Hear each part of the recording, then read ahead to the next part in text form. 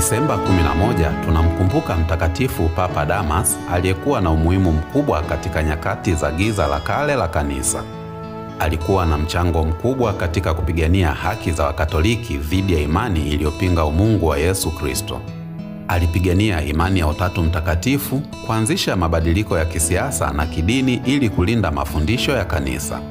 Akisaidiana na Mtakatifu Jerome, alihakikisha Biblia inatafsiriwa Kilatini na kubeba jukumu la kuhakikisha kwamba Biblia ifike kwa wote na kuhifadhiwa katika umbo la maandiko rasmi.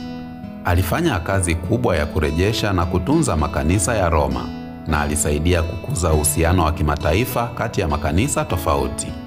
Mapambano yake yanatukumbusha kwamba Yesu hakusema kuwa kumfuata yeye ni kazi rahisi, bali mateso tunayokutana nayo kisa ufuasi wake hutufanyia hazina isiyoharibika.